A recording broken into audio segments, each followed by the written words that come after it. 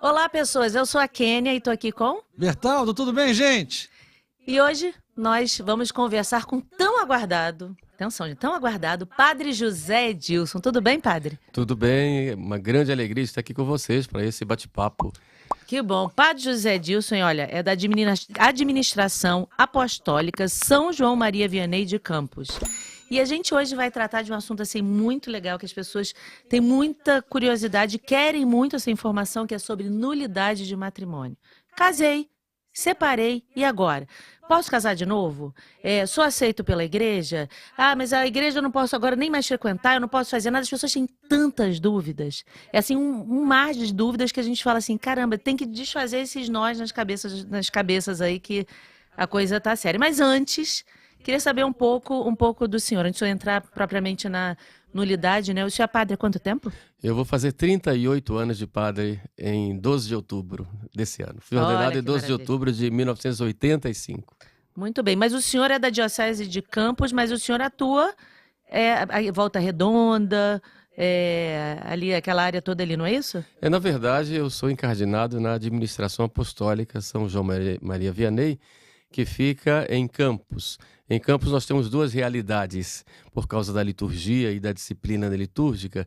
Nós temos a Administração Apostólica, que é uma igreja particular para os fiéis ligados à forma da missa no rito antigo, chamada Missa de São Pio V, erroneamente chamada por sinal, e temos a Diocese de Campos, normalmente, que é uma diocese territorial. Que são os tradicionalistas. Chamam de Chamam de tradicionalistas. Isso é até tradicionalistas. uma pecha que a gente nem gosta muito, porque quando imagina tradicionalista, imagina fundamentalista, gente que não está aberta ao diálogo, coisas desse tipo, né? Entendi. Na realidade, toda a igreja ela é tradicionalista, porque a igreja tem como fonte da revelação a Sagrada Escritura e a tradição, né? Como o magistério interpretando. De modo que, mas como havia grupos ligados à missa na forma tradicional fora da Diocese de Campos, do território da Diocese de Campos, então eu atuo nesses grupos. Atuo em Nova Iguaçu já há muitos anos, atuo aqui no Rio de Janeiro, na Arquidiocese, sou vice-delegado para os fiéis ligados à missa na forma antiga aqui na Arquidiocese e atuo também em Volta Redonda. Nós temos uma capelania pessoal do qual eu sou o capelão. Isso na parte pastoral. Na parte canônica, eu trabalho aqui no Rio de Janeiro como juiz instrutor do Tribunal Eclesiástico e também o instrutor para casos reservados à Santa Sé Apostólica, a Sé Apostólica. E trabalho mais na Cúria, com o moderador da Cúria e com o cardeal, né? E depois, em Volta Redonda, eu sou vigário judicial, que é o chamado antigo presidente do Tribunal Eclesiástico, que trata dos casos de nulidade para a Diocese de Barra do Piraí, Volta Redonda, Itaguaí e Diocese de Valença. Então, o senhor age nessa parte de nulidade nessa região, que é Volta Redonda, Sobretudo nessa região. aqui no Rio, No não, sul do estado, diretamente. de Três Rios Ah, tá. até o sul do estado todo. Aqui eu ajo no tribunal, mas não diretamente, porque eu trabalho mais na área reservada à Santa Sé. Entendi. A área de- reservada à Santa Sé seria mais Casos de disciplina do do clero, né? coisas desse tipo, né? Entendi. Mas como eu ainda sou um juiz instrutor, quer dizer, ou auditor do Tribunal Eclesiástico, a gente tem ligação também com o Tribunal Eclesiástico por causa disso. É porque é importante as pessoas entenderem o seguinte, para a pessoa entrar com toda essa questão de nulidade de matrimônio, inclusive é bom explicar, né, que as pessoas falam, vou anular o casamento, tem uma certa confusão com isso. Mas precisa tem um tribunal eclesiástico, Sim, né, sim. vamos dizer assim, um tribunal da igreja, para que as pessoas entendam, um tribunal da igreja, onde aquele caso, não é que a pessoa vai ficar sendo julgada, assim, mas vai analisar o caso para ver se houve realmente aquele sacramento ou se não houve, não é isso? Na verdade, o matrimônio é uma aliança entre um homem e uma mulher, né? E essa aliança tem uma força jurídica também. Não é à toa que a célula máter da sociedade se forma ali normalmente, né? Então tem um aspecto jurídico. É um homem que livremente se entrega a uma mulher, que livremente se entrega a esse homem. Eu me dou para você, eu te recebo totalmente. Isso se chama o consentimento matrimonial. Isso é feito diante de uma autoridade, que é a autoridade da igreja, normalmente. Então aí nós temos o aspecto jurídico. E por ser um aspecto jurídico, é um sacramento, é um contrato e uma aliança. Contrato porque duas pessoas livremente fazem e tem já as cláusulas prontas colocadas por Deus, né? É um sacramento porque é entre dois cristãos, sempre vai ser sacramento, porque é um sinal sensível e eficaz da graça de Deus. E é também um ato litúrgico, porque os dois diante da igreja tem uma liturgia, tem, enfim, tudo aquilo que a própria tradição trouxe como modo de expressar esse momento dessa entrega mútua. E é um sacramento que é ministrado pelos noivos, não é Sim, isso? sim. Na verdade, o matrimônio, ele repousa sobre 3 pilares. O matrimônio canônico, quero dizer aqui, sobre 3 pilares. O primeiro é o consentimento matrimonial, que é a junção de 2 vontades. Eu me dou para você e eu te recebo totalmente por toda a vida. Essa junção de vontades chama-se consentimento matrimonial. Tá? O segundo pilar é a habilitação dos noivos ou dos nubentes. Quer dizer, eles têm que estar habilitados, tem que ter, por exemplo, a idade mínima, tem que ser um homem, ser uma mulher, não pode ter nenhum vínculo anterior, enfim, não pode ter uma consanguinidade até certo grau. 2 irmãos, por exemplo, não poderiam.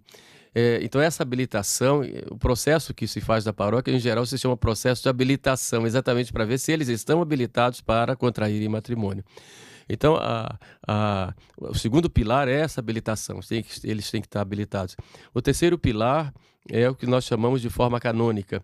Quando uma das 2 pessoas foi batizada na Igreja Católica ou recebida nela formalmente, está obrigada à forma canônica, ou seja, a expressão desse consentimento tem que ser feito diante de uma autoridade da Igreja, que é o bispo ou o pároco ou alguém delegado por eles. Isso se chama forma canônica. De modo que um matrimônio, ele realizado quando uma das 2 pessoas é católica, foi batizada nela, na igreja, ou recebida normalmente, oficialmente, esse matrimônio só é válido quando feito diante dessa autoridade. É a forma canônica. Então, quando se não é feita com a forma canônica, então você não tem aí um matrimônio válido. Agora, é preciso fazer a distinção entre forma canônica e forma litúrgica. A forma litúrgica é o ritual. Entra na igreja, o padre pergunta, a pessoa responde, etc. As leituras. Isso é forma litúrgica. Litúrgica. A forma canônica é este ato tem que ser diante de uma autoridade. Os noivos são os ministros, mas é a condição que a igreja colocou, sobretudo depois do Concílio de Trento, porque havia muitos casamentos clandestinos, as pessoas se casavam e depois se deixavam, e como vai provar tudo isso? Então a igreja colocou como condição para a validade dos casamentos de seus filhos ser feito diante de uma autoridade, para evitar exatamente estes casamentos clandestinos. Isso, a autoridade é um sacerdote. Tem que ser, uma autoridade é o bispo, ou o que nós chamamos de ordinário do lugar, pode ser o bispo, pode ser, aqui no caso do Rio de Janeiro, o vigário episcopal é um ordinário do lugar, né? Um bispo auxiliar é vigário geral, também ordinário do lugar, ou um pároco, dentro dos limites da sua paróquia. Tem que ser um dos 2. Agora, eles podem delegar alguém, aí delega um sacerdote ou delega um diácono. Entendi. Em algumas regiões onde há muita carência de sacerdotes e de diáconos, o bispo, ele pode também delegar para os casos leigos. Também para assistir, pode. Mas sempre delegado, né? Sempre delegado. Quem é oficial é só o bispo e o pároco. Isso. Os outros são delegados, para cada caso. Agora, o bispo, naturalmente, ele pode fazer uma delegação geral. Entendi. Padre fulano tem delegação geral nessa região para assistir matrimônio. E uma dúvida que as pessoas têm muito, porque eu vejo muito até nas perguntas, as pessoas sempre falam assim, como é que eu faço para anular o meu casamento, né? E a gente fala assim, gente, mas não é anular. Se você anula, você diz que aconteceu. Antes da gente entrar nessa matéria toda, eu acho que ainda tem umas matérias que o padre está tratando ali que são importantes da gente ir dissecando, né? Porque senão as pessoas elas continuam com dúvidas. Por exemplo, o senhor falou dos 3 pilares, né? Isso. Então, há do pilar que nós estamos tratando no Tribunal Eclesiástico, que vai analisar o restante, é o pilar jurídico. Se você está habilitado para aquilo, se poderia fazer aquilo, ou se formou um vínculo ou não. Na verdade, bom, sempre se vai analisar o lado jurídico, é claro. O lado jurídico vai ser a expressão de uma realidade, porque quando a pessoa entra com um pedido de declaração de nulidade, quer dizer, na verdade, não se anula. É uma sentença declaratória. É uma sentença declaratória, quer dizer, ele declara uma verdade, declara a verdade a respeito daquela pessoa. Eu estou casado ou não estou casado? A única coisa que eu quero saber no tribunal é isso. Estou casado? Bom, estou casado, então, por toda a vida. Sim. Não tem como anular, né? Agora, não estou casado, aí sim vai se fazer uma declaração de Estado livre. O ato que eu fiz lá diante do altar foi um ato público, diante da igreja, de uma autoridade da igreja. É mais do que correto e justo que a própria igreja declare oficialmente que aquele ato ali foi um ato nulo. O matrimônio que eu pensava que existia, não existe. Não existe. Então, essa sentença é realmente uma sentença declaratória. Agora, o problema maior, na verdade, ele pode ser nulo ou por falta de habilitação. Suponhamos, 2 primos se casam e não tem a dispensa de um impedimento aí. 2 primos que eu quero dizer aqui são os que chamam hoje, o povo chama de primo de primeiro grau, mas na verdade não que não é. 2 filhos de 2 pais, Isso. de 2 irmãos, digamos. Uhum. Então você tem aí um impedimento canônico. Esse impedimento tem que ser dispensado pelo bispo. Se não foi dispensado pela autoridade competente, então você tem um matrimônio nulo por falta de habilitação. Mas ele pode ser corrigido? Pode ser corrigido, sim. Pode. A dispensa pode ser depois. Não é dispensa depois, é uma correção, é uma sanação. É uma sanação. Uma sanação. É porque o nosso caso aqui hoje, assim, a gente não vai descer muito, né, na condição jurídica, enquanto o advogado aqui já está doido para descer em várias condições jurídicas, mas a gente também tem que tentar fazer com que esse podcast ajude as pessoas a pensarem um pouco. Porque, assim, claro, estamos aí, falar de 2 primos, e depois, bom, então ele é inválido. Né? Ele é inválido. Se não foi dispensado. Mas mesmo assim pode-se recorrer ao tribunal para se fazer a sanação. Não se recorre ao tribunal. Não. Essa sanação pode ser feita pelo próprio pároco que pede ao bispo para sanar. Ou ele pode chama-se convalidação do matrimônio, que ele vai tirar aquela dispensa ali pós, né? E a partir daquele momento que tirou a dispensa, a gente tem ali um matrimônio válido. Como pode ser, por exemplo, faltou forma canônica. A pessoa foi se casar lá diante de um sacerdote, achou que o sacerdote tinha realmente aquela delegação e não tinha. O sacerdote, por exemplo, estava passando por ali, fez aquele casamento, não tinha delegação, então aquele matrimônio foi nulo por defeito de forma. Aí sim o bispo pode sanar por defeito de forma. Se descobre isso, ele sana, chama-se sanação na raiz. Mas a pessoa só vai saber isso se ela quiser entrar com processo de nulidade, né? Pode ser ou não, porque depende, às vezes se anuncia, padre passou aqui, não tinha. Mas eu ainda tenho mais um questionamento. Isso aqui, graças a Deus, aqui na cidade grande, é muito raro, né? Mas pode ser que no interior aconteça, né? Nós tivemos algum caso aqui de um padre que sempre passava, não tinha pároco, sempre passava padre por lá, ia celebrando, passava outro, e de repente ele passou, tinha um casal para se casar, e ele aproveitou lá e celebrou aí. E depois a gente foi ver que não valia. Né? Mas então, ele devia ter perguntado antes, não? Devia, mas não perguntou, a natureza humana tem suas dificuldades.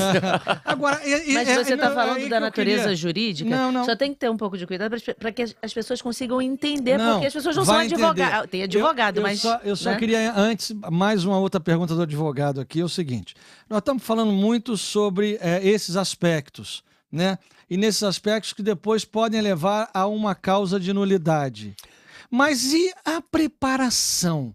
Porque assim, essa mesma igreja que declara, né, faz uma sentença declaratória, dizendo que realmente esse matrimônio é nulo, e se a preparação fosse mais complexa, para que tivesse menos erro na frente, mais investigação prévia, ou isso tornaria impossível a fazer os matrimônios? Olha, Bertaldo, na verdade a preparação para o matrimônio começa com a mãe e o pai, com a vida desde a infância. Porque o consentimento matrimonial, que é esse terceiro pilar de que eu falei, os grandes casos de nulidade no matrimônio estão nos defeitos de consentimento ou nos vícios de consentimento. E um dos principais hoje utilizados que levam à nulidade é a falta de maturidade.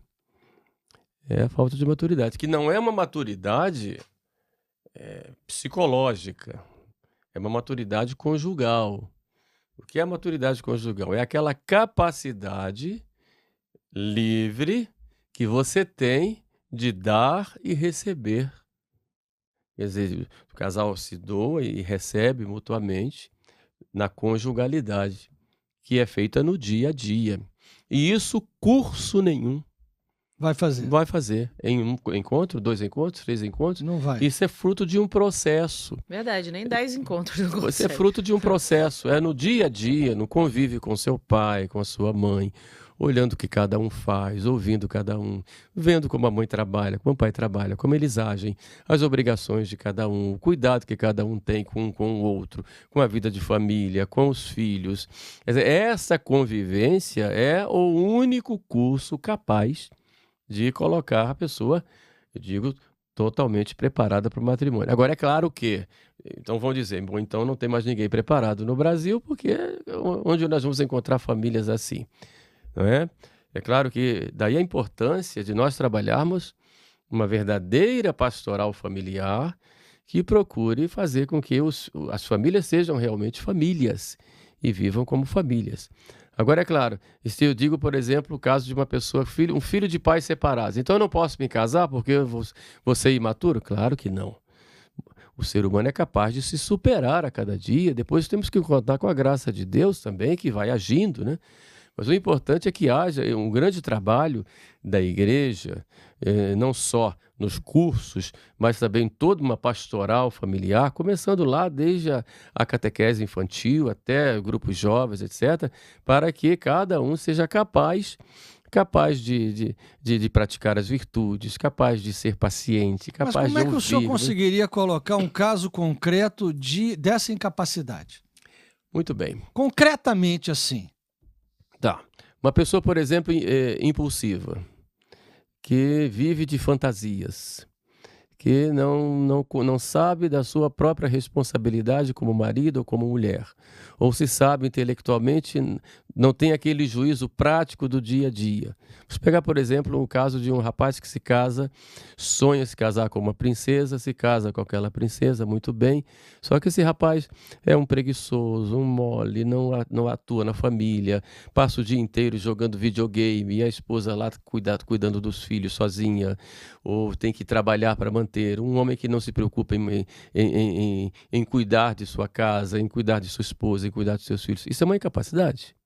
Se isso for invencível no momento do matrimônio, você tem aí uma imaturidade conjugal. Era isso que eu ia chegar, porque vai se descobrir essa imaturidade pós-matrimônio. Exatamente. Não é? Então, às vezes a gente descobre antes, mas como a paixão é cega, claro, entendeu? Vai melhorar depois que casar. Então, depois que casar, melhora. Não mas melhora você vê que esse rapaz, estou falando aqui de rapaz, mas pode ser de moça também. Claro. Não é a pessoa, por exemplo, que não corta o cordão umbilical, né? Que tem uma extrema dependência emocional, sentimental dos pais, por exemplo, e não consegue ter uma vida autônoma. Né? Um pai, por exemplo, que dá tudo para os filhos e não exige dos filhos responsabilidades, que os filhos têm uma participação na vida de família. Então, os filhos têm essa grande dependência emocional e psicológica, etc., dos pais. Essa pessoa depois vai assumir uma família, a gente fica questionando até que ponto ela tem maturidade para assumir uma família se ela nunca assumiu a própria vida. Mas isso é motivo para nulidade, então? Pode ser. Porque isso aí é o caso mais comum. Porque tá? tem uma pergunta aqui assim, exatamente. Ainda tem, nesse parênteses, ainda tem uma coisa. Eu acho que a igreja pode dar uma sentença declaratória, inclusive impedindo que haja, enquanto não houver uma maturidade naquela pessoa para que ela contraia um novo matrimônio. Sempre, Bertaldo. Quando a igreja declara que tal matrimônio, nesse caso, foi nulo, a gente coloca um veto. A sentença vem declarando nulidade. Muito bem, você está aí no estado livre. Porém, para contrair novas núpcias, a igreja pode colocar condições. E podem ser condições, e essas condições são os vetos. Você vai ter que provar que não existe mais aquela causa que causou nulidade anterior, senão você vai ter outro nulo lá na frente. Claro. né? Esse é um dos casos, né? Quando há essa grave imaturidade. A imaturidade em si não é causa de nulidade matrimonial. Só quando ela leva a essa incapacidade da pessoa de fazer um juízo prático e prático, que a gente chama de juízo prático e prático, e chama-se tecnicamente falta de discrição de juízo. Quer dizer, aquele juízo prático e prático da vida própria do matrimônio. Eu tenho que ter o mínimo, um ponto de partida. É claro que maturidade o casal vai adquirindo com o tempo. Sim. Quanto mais o tempo passa, vai ficando mais maduro na relação. Só que tem que ter você tem que ter uma maturidade mínima que seja um ponto de partida. Mas às vezes a pessoa não tem nem essa maturidade mínima. Mas pode haver um veto depois que não possa mais se casar? Se foi declarado nulo, a gente sempre põe um veto, mas não proíbe o casamento. Não, né? Não, pode colocar um veto. E aquele veto pode ser um veto duro. Por exemplo, uma pessoa que teve o matrimônio nulo por incapacidade de assumir as obrigações. Como eu te falei antes, que a incapacidade de dar e receber. Essa é a primeira incapacidade que eu falei. Mas pode haver uma incapacidade de assumir as obrigações por causa de natureza psíquica. Vê uma pessoa, por exemplo, que tem uma doença, um transtorno psíquico que torna impossível ter uma vida a dois. Isso pode acontecer. Sim. Tem certas doenças, certas enfermidades psíquicas que levam a pessoa a não ter capacidade nenhuma de ter vida a dois. Então, se tem, por exemplo, a gente declara nulo um grave caso, por exemplo, de esquizofrenia, por exemplo. Então, a gente dá um veto, só pode se casar mediante um laudo psiquiátrico, etc, tal. É claro. Casar vai separar de novo. Um dos grupos, assim, a gente tem muitas perguntas ainda para fazer. Mas eu queria fazer a minha primeira, que você então não faz. deixou. Não, porque tem um dos grupos que assim, para a gente começar no mais fácil, você vai fazer a sua pergunta. Eu faço a minha, ele não responde a sua. Que é assim, só para não esquecer, que são pessoas que vivem há muito tempo juntas e que o marido, a pessoa, o cônjuge, sei lá como é que chama nessa situação, a pessoa que está morando junto, o marido, o homem, diz assim, nós não temos impedimento nenhum para casar, mas o meu marido que está comigo hoje não quer se casar. Ele não tem impedimento nenhum, nunca foi casado. E nem a outra também foi casada. Mas aí vem daquele exemplo de família, que o senhor estava falando agora, né, que vai fazer nesse curso da vida, em que uma mulher não sai de casa e um homem e vão se juntar. E após 20 anos desse jeito, já com essa família aqui construída, com filhos, com maturidade, já tendo uma vida normal, entre aspas, não contrair o matrimônio diante de Deus. O que eu vejo muitas vezes, pode ser, tem várias causas para isso, mas às vezes é um encarar o casamento na igreja como uma festa e uma satisfação para o próximo. Aquilo que eu te falei com relação ao rito, confunde-se rito com o próprio matrimônio em si. Isso, aí a pessoa fala, eu já estou casada há 20 anos com a criatura, já temos 2 filhos, sei lá quantos filhos, para que eu vou me vestir de noivo, ela Mas não precisa de vestir de noivo. Pois é, eu tô imaginando o pensamento alheio, e vou entrar na igreja, vou gastar dinheiro, não sei, então fica nesse imagem, já sou casado mesmo, para que eu vou fazer isso? Mas é isso, é a confusão do rito com o, como é que chama? Com a própria forma do matrimônio. Exatamente. Quer dizer, na verdade, é fácil de resolver isso, né? A primeira coisa, o matrimônio é essa doação mútua. Eu me dou para você, eu te recebo totalmente por toda a vida. É claro que é preciso expressar isso diante da autoridade, que aí isso se faz dentro de um rito. Mas suponhamos que a pessoa vive nesse caso aí. Se foi casada, pelo menos no civil... Uhum.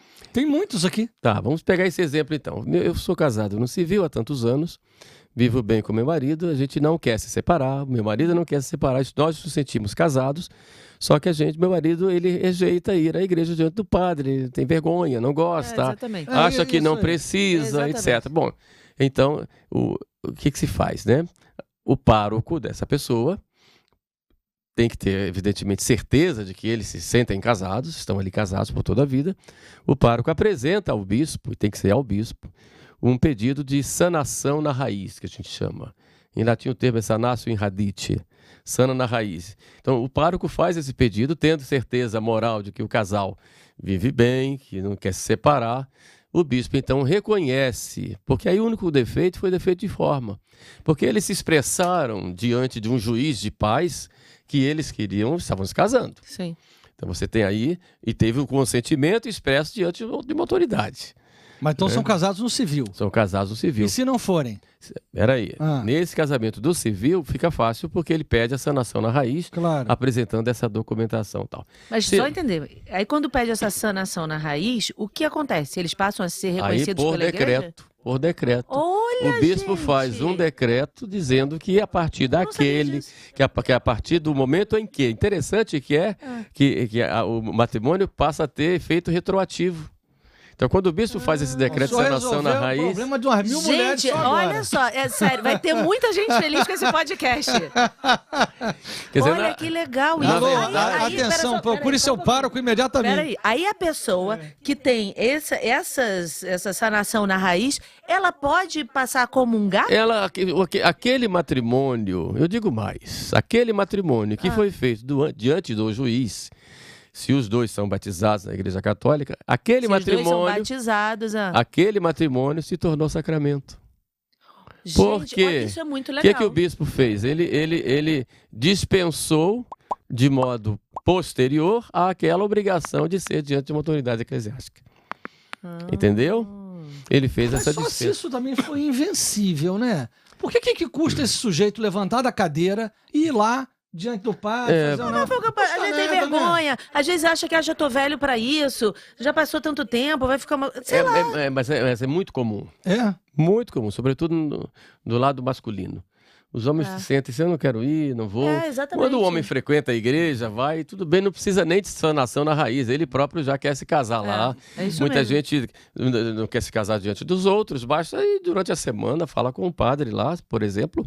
A gente se casa durante a semana. Anota isso, sanação na raiz. Entendeu? Vai procurar o pároco. Não, mas nós estamos falando desse caso concreto. Claro. Agora, vamos pegar o outro. Se não houve nenhuma forma pública. Sim. Então moram casamento juntos. Civil, moram juntos. Há 20 anos. Se tem uma quantidade considerável, a gente chama de affectio maritalis, quer dizer, esse consentimento foi sendo dado durante o tempo. Claro.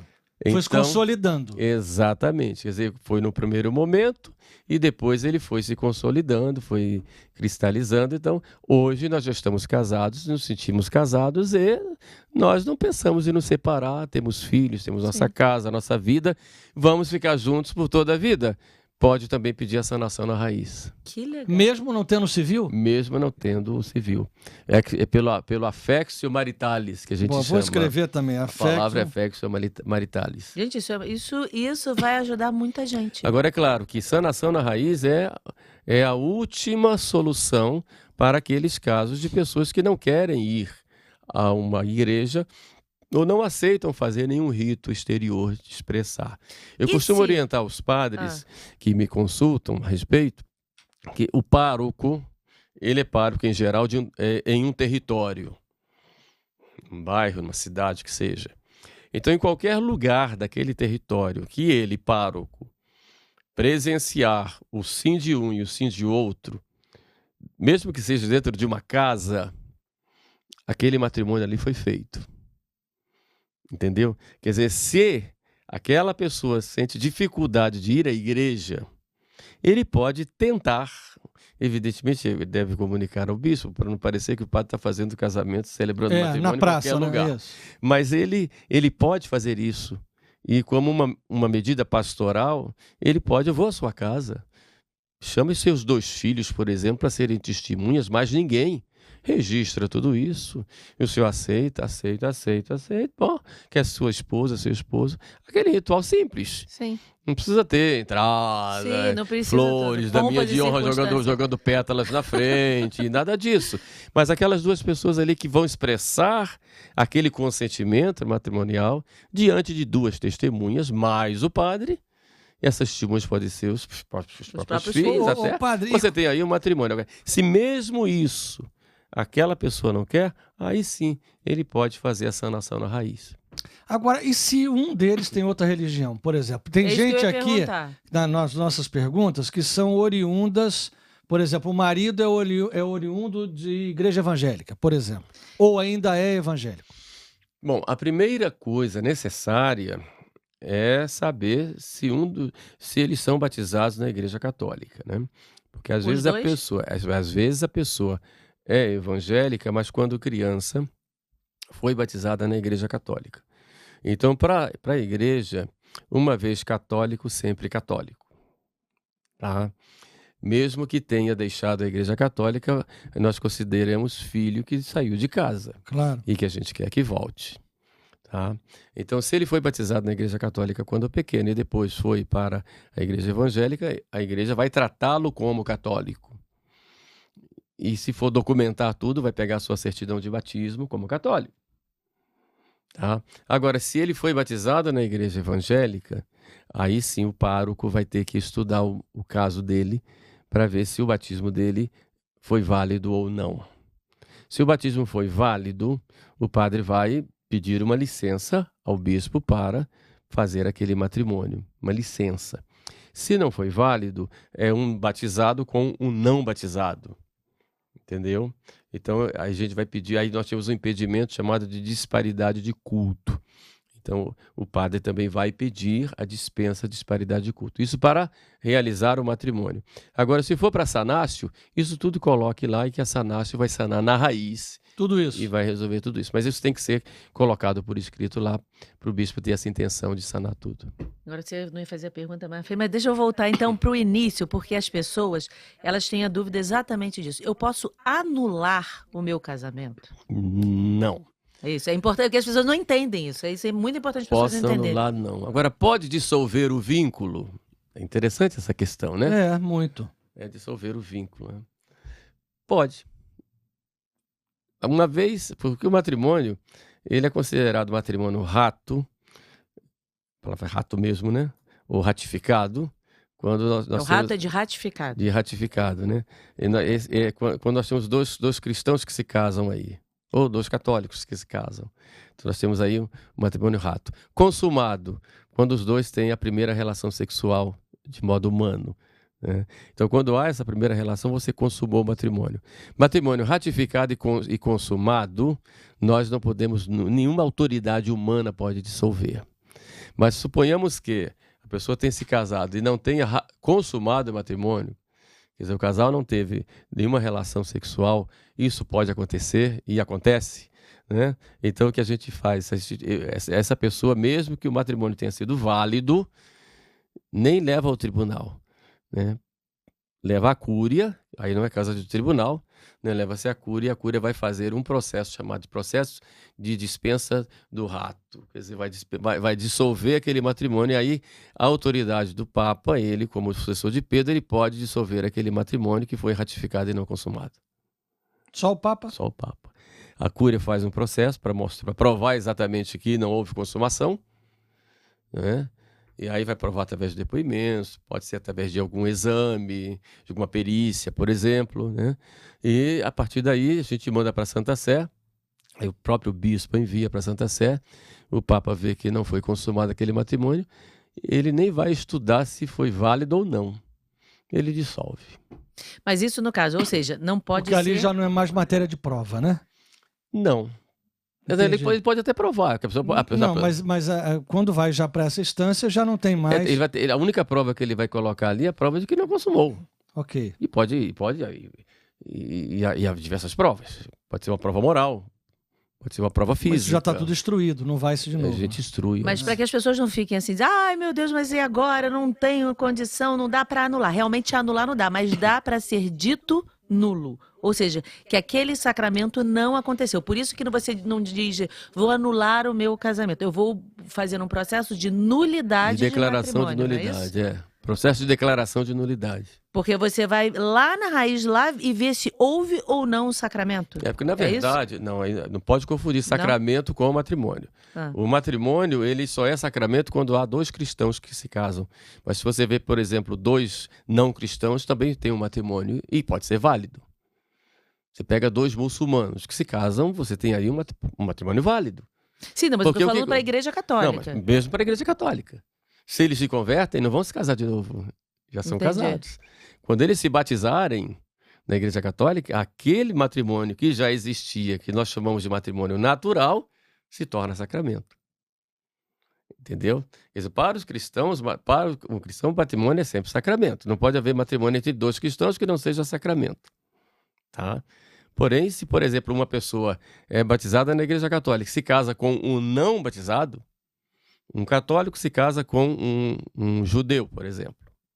Então você tem aí um batizado na Igreja Católica e um não batizado. Então você tem um matrimônio natural, não sacramento. Entendeu? Porque o sacramento é feito dos dois, os dois são ministros.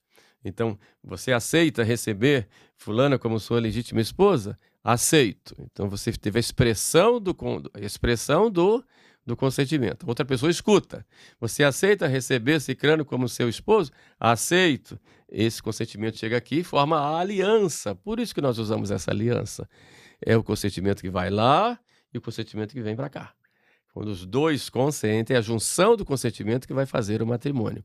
Agora, se um é batizado, o outro não é batizado, você tem aí o consentimento, só que você não tem a participação na própria vida de Cristo dos dois. Porque só tem um enxertado no corpo de Cristo. Mas aí essa pessoa que fez esse casamento, a católica que casou com o judeu, ela pode comungar? Pode, claro, e deve. Só não é no sentido de sacramento. Só não é sacramento do matrimônio. É o matrimônio que a gente chama de matrimônio natural. É um matrimônio natural. É um matrimônio talvez antes de Jesus ir nas bodas de Caná. Pode ser. É mais ou menos isso. Todo mundo ali se casava do mesmo jeito. Só que aí Jesus vai e... Pega, por exemplo, um índio e uma índia que se faz lá com sua cerimônia, com seus ritos, etc., que se casam. Um matrimônio ali, ué. E matrimônio indissolúvel. E um matrimônio uno. Com os mesmos fins de entrega mútua e geração e educação dos filhos, que são os fins do matrimônio. Essa é a diferença, porque você já vem, na sua cabeça, matrimônio sempre foi sacramento. Para mim, matrimônio e sacramento tá Não é sacramento. Não é sacramento. Matrimônio e sacramento só entre dois batizados. Entendeu? Entendi.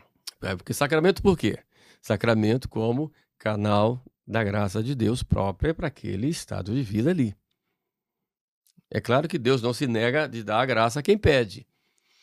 Mesmo você não sendo, você sendo casado e não tendo recebido o sacramento, mas recebeu o matrimônio, porque seu esposo não é cristão, então você não é batizado, seria melhor dizer assim. Então você tem aí um matrimônio válido, correto, e tem que ser assim, porém ainda você não tem as graças sacramentais, mas tem todas as graças que Deus dá e vá pedindo. Lembrando que esse matrimônio a qual o padre se refere, né, de dois batizados, significa um homem e uma mulher batizada. Sempre, senão não tem matrimônio. Não adianta serem dois homens ou duas mulheres batizadas. Não existe matrimônio de dois homens e duas mulheres, vai contra a própria natureza do matrimônio, que é a complementaridade em todos os sentidos. Pois é. E assim aquela função unitiva e procriadora também? Elas fazem parte do próprio matrimônio. O matrimônio ele tem esses dois fins, né? O fim unitivo, que é a comunhão de vida dos dois, e o fim procriativo, que é a geração dos filhos e sua consequente educação. Ela está unida. De modo, por exemplo, uma pessoa que se casa e exclui, por princípio, a geração no seu casamento, esse casamento é nulo. Porque faz parte do Mas e quando as pessoas vão lá no momento do matrimônio, e aí prometem ter os filhos que Deus quer que tenha, mas ele já tem uma forte convicção, ela que não quer ter filho. Aí nós chamamos de simulação. Simulação do sacramento. Quer dizer, a pessoa...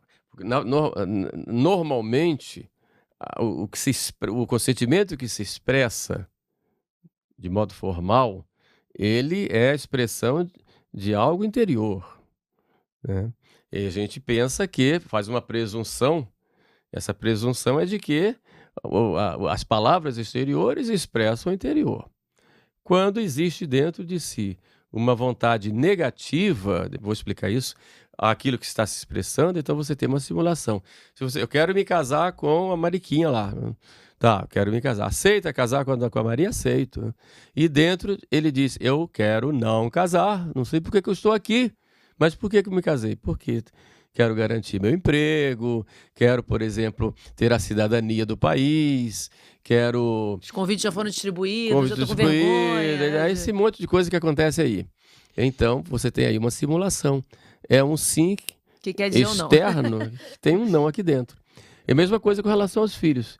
Você quer ter filhos? Sim. E dentro eu quero não ter filhos. Mas disse sim, porque se dissesse não, o padre não ia fazer o casamento, ia tudo. Você simulou, enganou. Simulou. Ali, pronto, então né? você tem aí uma nulidade. Nulidade? Nulidade, simulação. Ou simulação. A simulação ela pode ser total ou parcial. A simulação total é quando a pessoa rejeita o próprio matrimônio. E a simulação parcial quando rejeita algum elemento do matrimônio. Eu quero, por exemplo, não ser fiel. Pode acontecer do camarada lá, do camarada lá tinha uma amante antes do casamento. Tem uma pergunta aqui assim. Então vai a resposta para essa pessoa aí. Tinha uma amante antes do casamento, depois do casamento continuou com essa amante, etc. E quando ele disse lá que promete ser fiel, ele dentro disso ele promete ser infiel, porque já está sendo. Já tinha. Então você tem aí uma simulação parcial. Descoberta de amante depois do casamento é causa de nulidade? Pode ser. Se aquela pessoa que tinha amante já tinha dentro de si o desejo de não ser fiel. Mas é uma forma muito subjetiva, né? Não, como é que vai você vai na prática, você vai pelos atos você consegue. Porque a simulação ela pode ser confessada, a pessoa depois pode confessar, eu realmente tinha e queria continuar tendo, ou a pessoa pode confessar através dos atos. Aí você vai analisar, e o juiz tem que ver isso, as provas pelos atos. Marcou encontro, fez, continuou. Quer dizer, é mesmo que essa pessoa tenha dito que queria ser fiel, ela mostrou que ela queria não ser fiel. Agora, aqui, ó, exatamente aqui, ó. Motivo de divórcio foi adultério que ex-marido confessou desde o namoro. Então ou seja, você ele tem aí já desde o uma namoro. exclusão da fidelidade. Mas então, é isso. Boa tem notícia nulidade? pra você. Tem nulidade ali? Já é nulo, porque na verdade o matrimônio é nulo na origem, quer dizer, que naquele momento em que você expressa o seu consentimento, ou seja, que você diz o seu sim à sua noiva ou ao seu noivo, o matrimônio só é nulo ali. Não existe, por isso não se fala anular. Foi válido ali, então não se anula. Do que a gente vai dizer, voltando na linha do tempo, se naquele momento o matrimônio existiu ou não existiu. Entendeu? Se naquele momento ele excluía filhos, excluía a fidelidade, excluía a comunhão de vida, porque às vezes a pessoa exclui a comunhão de vida. Eu vou me casar, vamos viver lá. Aqui, ó, tem mais uma pessoa aqui. Tem uma interessante aqui que ela diz o seguinte, olha só. Conheci meu companheiro faz 29 anos, quando conheci... Não é esse não, peraí que eu vou achar aqui. Eu li todas as perguntas, ou seja, eu vou resumir aqui a história. Ela diz, a pessoa diz que a pessoa dizia que era católica. Depois que casou, descobriu que a pessoa frequentava outra religião. Acho que botou aqui mesa branca, espiritismo, enfim. E aí ela depois não conseguiu, ele não começou a implicar dela ir na igreja, começou e ela falou assim, mas você se dizia católico? E aí ela ficou sem entender, acabou separando. Porque aí nós temos uma outra causa de nulidade, que é o dolo. A pessoa esconde uma qualidade. A qualidade aqui a gente põe no sentido genérico. Qualidade de ser católica, qualidade de trabalhar no sentido genérico. Ele esconde uma qualidade que, para conseguir o consentimento da outra pessoa, e que... vou fingir, sou católico e depois ela. A falta desta qualidade vai causar um grande transtorno na vida conjugal. Então aí você tem dolo. É um erro de pessoa? Aqui, não é dolo. É dolo. É dolo. Porque ele fez... A pessoa aqui, mentiu para poder conseguir o consentimento. Então, quer dizer, mentiu de um fato, de uma qualidade, de uma situação que depois poderia causar grandes dificuldades na vida matrimonial. Até botou, tentei por 5 anos, temos uma menina de 3 anos, tentei até encontro de casais, mas ele não largava as mentiras. Então, aí falou, então tem 2 meses que estou separada. Exatamente, foi ela que contou esse caso aqui. Pode ser por dolo. Se ela foi enganada por ele para conseguir... também tem a seguinte questão, né? E se você soubesse, você se casaria mesmo assim? Não, fui enganada. Aí você tem um dolo aí. Entendi. Entendeu? A pessoa fingia ser uma pessoa. Aqui tem uma outra pergunta aqui, olha. Traição comprovada e claramente sem vontade de mudar justifica a a nulidade? Depende, né? Assim, você tem que entender a diferença entre matrimônio nulo e matrimônio fracassado, né? O matrimônio nulo, ele já é nulo na origem. Quer dizer, se houve uma traição depois, se havia essa vontade de trair antes, aí você tem um matrimônio nulo, porque ele já excluía a fidelidade. Mas se essa traição aconteceu lá anos depois do casamento, e o casal vivia muito bem, e por fraqueza a pessoa se deixou levar, e aí o casamento... Mas aqui, isso não diz que o casamento é nulo. Não, ok, mas assim, fazendo aqui do advogado, né? Será que, em uma análise concreta de caso, sujeito que tem traição comprovada e claramente jogado na traição, isso já não teria anteriormente uma previsão de que isso pudesse... Tem que se investigar. Tem que se investigar, né? Tem que se investigar se já existia uma exclusão da fidelidade anteriormente. Aí tem que analisar. Se um casal tiver bebido ou usado drogas no dia do casamento, pode ter nulidade? Claro, né? Tem de tudo embaixo do céu, né? Pode acontecer nulidade, porque uma das causas de nulidade... Você não pode casar bêbada, né? Pois é, vai ter gente que casa, né? Tem bêbada? Gente que casa. Pode acontecer. Eu sei de um caso que o noivo bebeu mas aí, bastante como é consentimento pleno, liberdade plena e fazer o ato. Não tem, aí o matrimônio é nulo por falta do uso da razão. Não tem razão. Se eu quero casar com ela, quero. Pode ser por bebida, pode ser por droga. Pode. Muitas vezes essa droga nem é uma droga. A gente fala, quando fala em droga, fala, bom, foi lá cocaína, cheirou, etc. Não, mas a droga pode ser uma medicação? Pode. E se empanturrou lá de Rivotril. De Rivotril e chegou na hora lá, não era dono da sua razão, das suas faculdades naquele momento. É isso mesmo. Então, aí pode acontecer. É raro, mas pode acontecer. Até porque o padre não deveria, se ele percebe isso, ele deveria mandar isso. Eu vejo muito essa confusão nas pessoas. Pode acontecer nulidade quando o casal já tem filhos? Pode, cara. Nulidade é na origem. Não tem nada a ver o filho. Eu sei, mas as pessoas acham assim. Eu já ouvi uma pessoa falar, mas eu sou casada há 20 anos e tenho 2 filhos. Como quem diz assim, tá sacramentado, carimbado. Aí eu falei assim, mas isso não tem nada a ver. Você tem que ver lá no dia, o que gerou aquilo, se houve ali realmente, né? Os filhos em si não tornam o casamento válido ou não. Até porque muita gente tem filhos sem ser casado. Exatamente. Não, e aqui diz, os filhos do segundo casamento nascem em pecado, óbvio, claro, evidente. Todo mundo nasce em pecado por causa do pecado original, tem que batizar. Mas não isso do primeiro, do segundo, do terceiro, do viúvo. Mas claro que não, quer dizer, o filho nasce com a inclinação ao pecado como qualquer um, né? Batizou, resolveu, Batizou, resolveu. Mas, na verdade... Porque ficou aquela pecha, né? São filhos do pecado, né? Uma outra e a criança passa a ter culpa, né? Na verdade, isso hoje na igreja não se coloca mais. Porque antigamente se colocava filho natural, filho legítimo. Mas hoje essa distinção não existe, a distinção canônica. Não existe, essa distinção canônica não existe. Agora é lógico que, uma vez que, embora não exista no papel, teoricamente existe, quando a pessoa, por exemplo, faz a sanatio em Hadith, ela vai legitimar a prole. No Brasil isso não tem muita diferença, porque é filho e, do ponto de vista legal para as leis civis, não tem muita diferença. Agora, em alguns países, como a lei civil está muito atrelada à lei canônica, quando a igreja legitima aquela parte de ter direitos de filho legítimo, etc. Mas no Brasil isso não causa muita diferença. E aqui o que o senhor falou, meu ex-marido apresenta transtornos de personalidade. Ela botou psicopata. Posso pedir nulidade? Deve.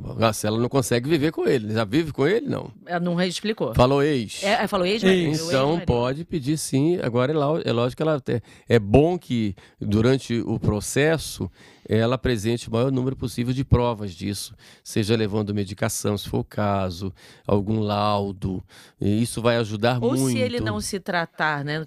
Porque tem gente que não nega e não quer tratamento, pode buscar testemunhas das atitudes, testemunha do comportamento. Do comportamento dele. Exatamente. Agora, sabe uma coisa que eu percebi muito nesse trabalho que a gente está fazendo? Muitas dores. Pessoas que querem comungar, pessoas que querem ser acolhidas, e eu tenho dito isso direto. Assim, a igreja acolhe a todos. Primeira união, segunda união, 10ª união, 1000ª união. Ninguém está excluído da igreja.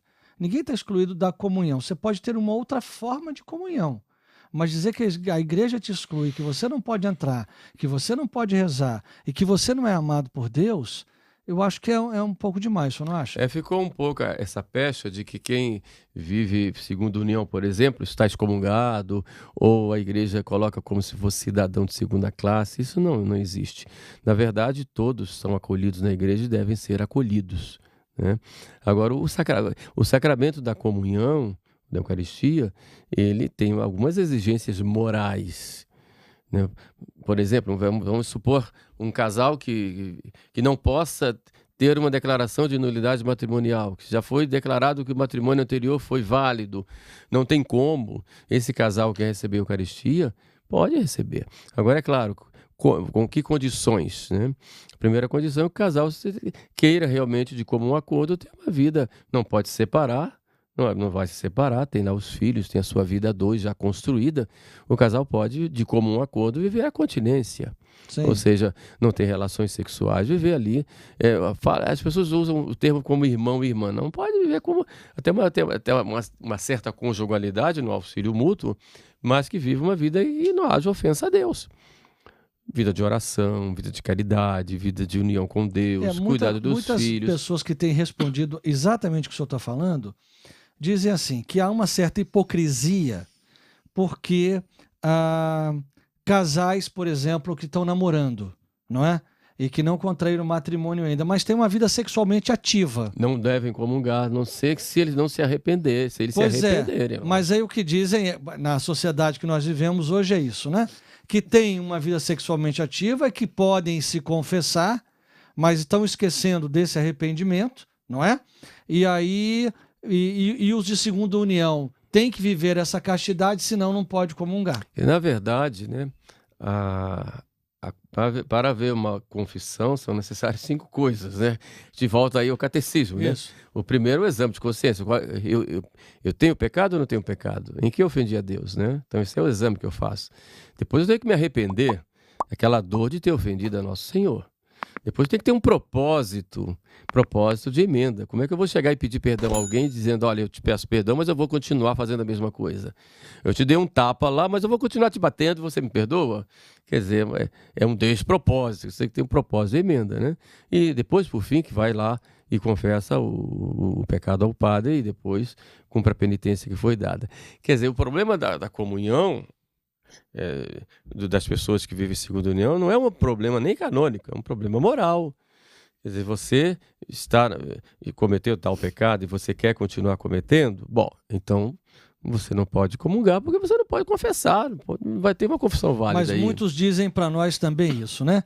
Que muitos padres aceitam confessar essas pessoas. Não pode absolver. Mas eu tenho muitos relatos aqui. Não pode absolver. De pessoas dizendo que não, com meu padre eu confesso. Porque, inclusive, eu fiz um rios a respeito disso. Trouxe até o padre Galvão para explicar depois em outro vídeo, né?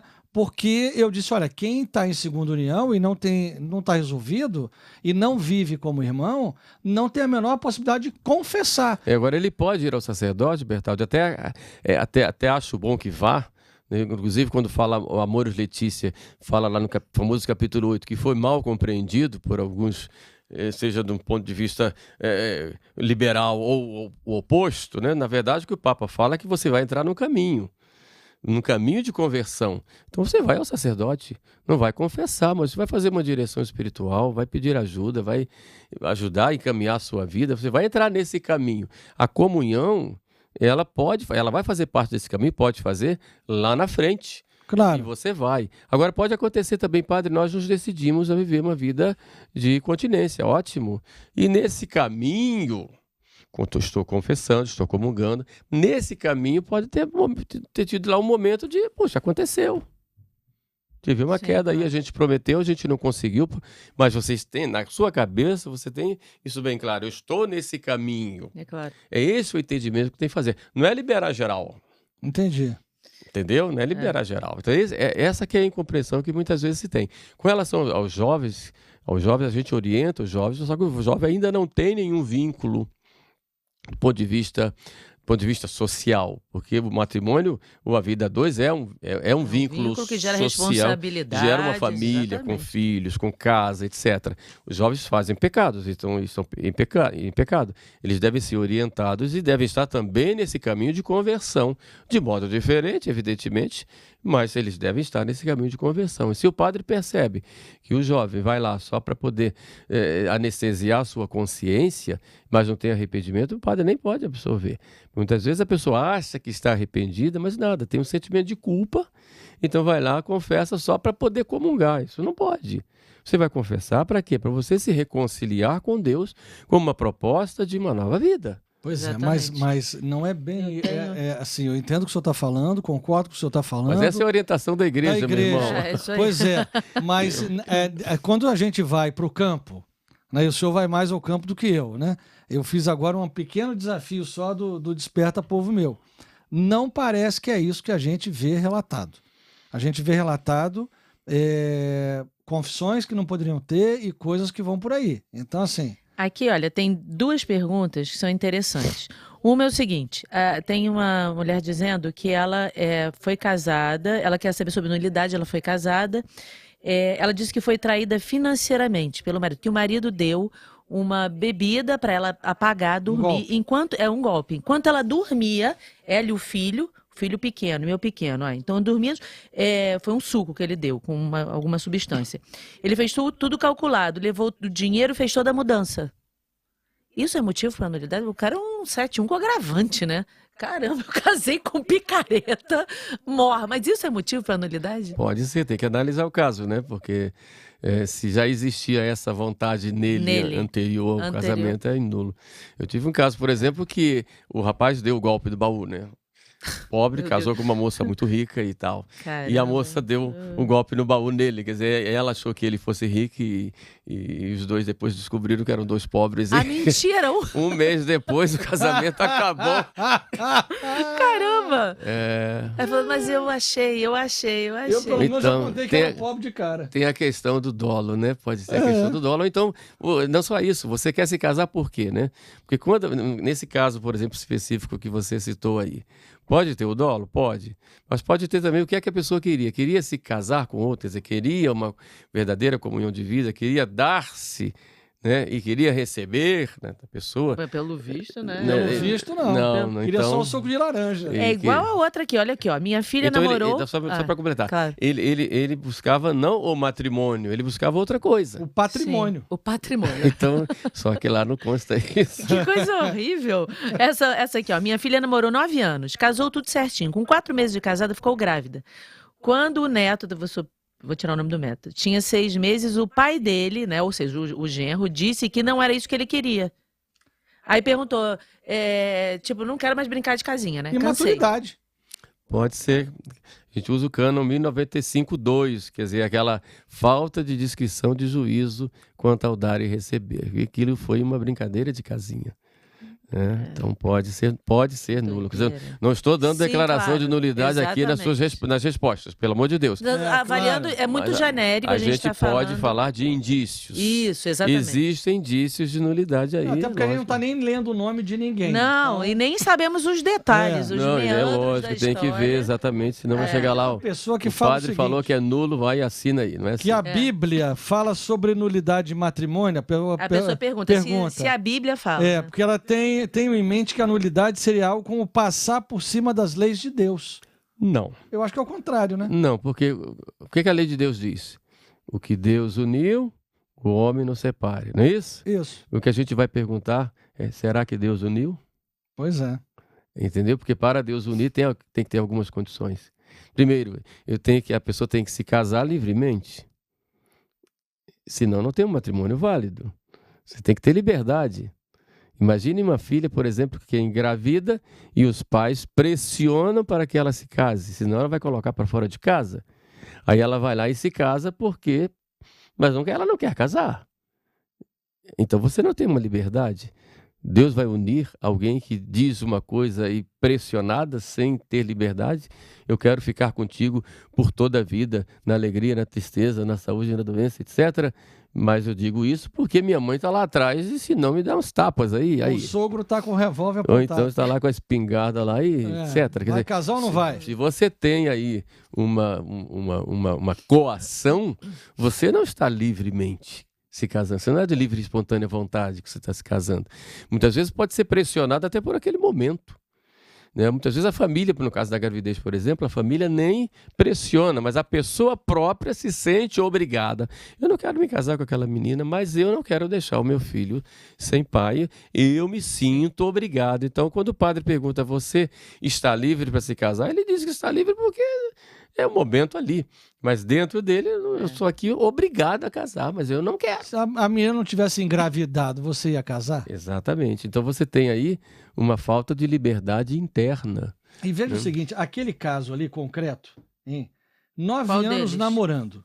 Eu já vi isso várias 9 anos vezes. namorando. Eu já vi, por exemplo, aquela troca, né? 9 anos namorando, aí o sujeito vai e diz assim, você é a mulher da minha vida, vou casar com você e tal. E de repente ele, tchau, foi embora. E aí, um mês depois, ela arrumou outro cara e casa com aquele cara. Em um mês, ou 2, ou 3. Que ela fez o matrimônio de substituição. Ela colocou outra pessoa, não foi? Pode ser, pode acontecer. Isso. Pode acontecer. Pode acontecer. Muitas vezes interessante, eu tenho visto alguns casos de namoro muito longo, não dura um ano depois de casado. É o que acontece. Acontece muito. Acontece. E a gente Engraçado pergunta, isso. fica se questionando por quê, né? Muitas vezes até por simulação.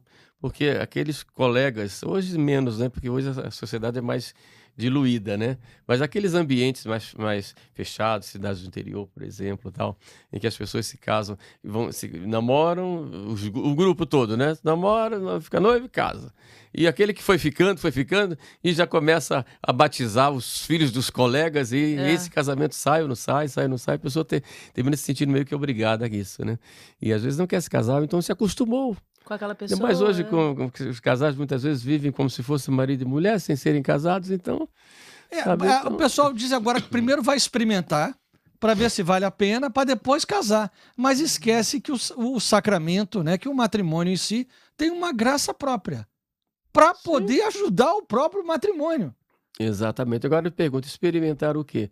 A vida a dois? A comunhão de vida? Porque muita gente acha que matrimônio é só ter relação sexual. Mas É verdade. É verdade. eu vou casar para isso, né? Para o remédio da concupiscência. Aliás, o Código Antigo falava nisso. Não, inclusive tem uma brincadeira dizendo, se você pensa que você vai casar para ter relação sexual, lê do Esqueça. engano. Diminui muito. Não deu tempo. Não dá tempo. E eu costumo dizer para os outros, quando chegar a primeira conta do cartão de crédito, você vai esquecer de tudo o As resto. responsabilidades, Os outra filhos, história. é muita coisa, Exatamente, gente. quer Não é dizer, assim, o sexo não. faz parte do casamento, mas não é tudo. E é coisa tão rápida ali. O problema é a vida a dois, a comunhão de vida, né? O companheirismo, aquilo que se chama de cumplicidade. Quer dizer, isso é coisa que vai se realizando no dia a Tem dia. uma pessoa aqui, que ela pergunta o seguinte aqui, que o libelo, se ele precisa ser com detalhes. Mas pois antes explica para as pessoas o que é libelo. é o processo, Não, pensa que é uma Não. libélula. É a descrição do Vai pensar que é uma processo. libélula, não? Libelo daí veio da palavra liber, que é livro, né? Libelo é um livrinho. Na realidade, libelo é aquele pedido, aquele que vocês chamam como advogados de petição A inicial. petição inicial. É o pedido de declaração de nulidade do seu matrimônio. Você vai contar a história do seu matrimônio. Então, como é que você vai fazer o libelo? Você vai se dirigir ao Me juiz. perguntou, precisa ser com detalhes? Foi a pergunta. Não, Eu porque vou assim, ela já não me lembro de muita coisa. Estou separada há 26 anos e não sei mais o endereço e o telefone do ex. Pode deixar em branco essa parte? Não Eu quer acho nem que não achar pode, o cara, vai embora. Não pode deixar O em cara branco sumiu nada. pela vida. Pode esconder dele, né? Quer dizer, na verdade, o libelo você vai contar um pouco a história do seu matrimônio. Como as partes... Eu costumo orientar sempre, conta um pouco a história de sua família. Não precisa contar detalhes. Sou um filho, tenho tantos irmãos, fui criado pelo meu pai, pela minha mãe, meus pais, minha família era uma família regular, minha família era de pais separados, tinha dificuldades em casa, meu pai tinha problemas de alcoolismo, minha mãe tinha problemas disso, ou não tinha nenhum problema, era uma família boa e tal. Então, e conte um pouco a respeito da família dele. Ele basta em 4 ou 5 linhas, dá para contar isso, coisa resumida. Depois, contou um pouco a história da família, depois você vai contar como os dois se conheceram. Nos conhecemos em tal lugar, através de amigos, na faculdade, na rua, na feira, na igreja, enfim. Um pouco. Logo começamos a namorar, namoramos durante tantos anos. Durante o tempo de namoro, quais foram as dificuldades que vocês tiveram? Nós brigamos. Brigavam por quê? Se separaram? Houve uma ruptura? Por quê? Quem tomou a iniciativa de voltar? Isso, você pode fazer isso rapidamente, não é? Tiveram relação sexual? Tínhamos relação sexual. Houve gravidez? Não, não houve. O que faziam para não haver gravidez? Usávamos preservativo anticoncepcional? Enfim, um pouquinho sobre o namoro, né? Quais dificuldades tiveram no tempo de namoro? Muito ciúme, muita briga, enfim. Namoramos durante tanto tempo. Depois resolvemos casar. Nosso casamento houve noivado? Como foi o tempo de noivado? Mas isso você faz lá em 4, 5 linhas. Não é? Depois é muito importante falar de algumas dificuldades que tenham tido nessa época, se tiveram dificuldades. Resolvemos nos casar. Por que se casou na igreja? Ele queria casar, ela queria casar, né? Houve alguém que pressionou, né? Houve uma gravidez inesperada, enfim, o que levou ao casamento? Casou por quê? Não é? E depois, como foi o começo da vida de casado? Quando começaram as primeiras dificuldades? Tiveram filhos? Não tiveram filhos? Por que não tiveram filhos? Queriam, não queriam? Houve infidelidade? Houve ou não? Quando começou? Quando você soube? Havia problemas de ordem sexual? Nós temos hoje o grande problema da pornografia, sobretudo masculina. Então, muitas vezes, o casal se afasta porque o homem só se sacia na pornografia. Se aconteceu isso, coloca lá. É importante saber, porque aí a gente já tem pode ter um problema também de ordem psíquica, por exemplo, né? Havia problema de alcoolismo, né? Enfim. Mas o senhor tem um guia disso? Bom, não, tem as perguntas. Não, porque assim, ele está sistematizando de uma forma muito boa e muito clara, que pode ajudar as pessoas a pensar, porque nem todo mundo lida com esse direito todos os dias e às vezes pode imaginar que algum item dos quais estamos falando aqui, que não tem importância. Isso tem alguma coisa que a gente possa ajudar as pessoas? Tem, a gente tem os esquemas, os roteiros para a apresentação dos casos, que nem sempre tem tudo isso que eu disse aqui. Isso aqui é fruto também da minha experiência desde 2008 trabalhando nisso. Né? Nós vamos pegar então depois essa parte do podcast para a gente poder... Coloca por escrito. Ajudar. Aqui uma outra pessoa... Mas só um minuto, só terminando aqui. Não acabou. Então você tem, aí depois... Você teve a separação. O que causou a separação? Quais foram as dificuldades que você tinha durante a sua vida matrimonial? Essas dificuldades já havia antes, por exemplo? Depois, quais foram as causas da separação? Por que separou? Durante quanto tempo vocês viveram harmoniosamente e depois aconteceram essas coisas para levar à separação? Depois de separados, o que aconteceu? Outra pessoa... Tem alguém, essa pessoa, essa terceira pessoa foi causa da separação e pronto, basta isso. Tá? Se teve filhos, quantos filhos, se não teve, por que não teve. Isso vai botar no libelo. Essa no libelo. Terminou isso aí, diante do exposto, peço a Vossa Excelência, ao Vossa Reverendíssima, que é o juiz lá, que declare nulo meu matrimônio com fulano de tal. Tá bom? Então nós vamos recortar isso para poder explicar bem. Mas não tinha a causa de agressão que você tem agora. Mas tem uma outra questão aí que você colocou, da pessoa não ter o endereço da outra. Isso ela botou aqui. Isso pode acontecer, mas a outra pessoa tem que tomar ciência. Né? Porque em toda a ação nós temos um triângulo da ação. Né? Você tem o demandante, é a pessoa que pede a declaração de nulidade diante de um juiz a respeito do matrimônio com a terceira pessoa, que chama-se demandada. Então você tem aí chama de triângulo da ação. Se você não tem, essa parte demandada não tem ciência, ao menos, de que você entrou com essa causa de nulidade, você não tem um processo. Entendeu? Então, mas se você não tem o endereço dessa pessoa, faça o possível para ter. Mas se por acaso fez todas as pesquisas, não tem, então isso comunique ao tribunal, o tribunal vai fazer um edital, e esse edital vai ser divulgado aí na rádio, no jornal, enfim, nos meios de comunicação da diocese, e vai dar um prazo para aquela pessoa se apresentar ao tribunal para tratar de determinados assuntos, não vai dizer o quê. Sim. E se essa pessoa aparece, muito bem. E se não aparece? Se não aparece, foi feito o edital. Quer dizer, a pessoa depois não pode reclamar que não teve direito de defesa. Entendi, mas dá prosseguimento ao processo. Dá. Demora mais um pouco, porque tem esse tempo do edital. Ele pode ser julgado à revelia? Não chama-se revelia, dá o que se chama decreto de ausência. Decreto de ausência. Entendi. Revelia é um termo que a gente não usa em direito canônico. Não, né? Não.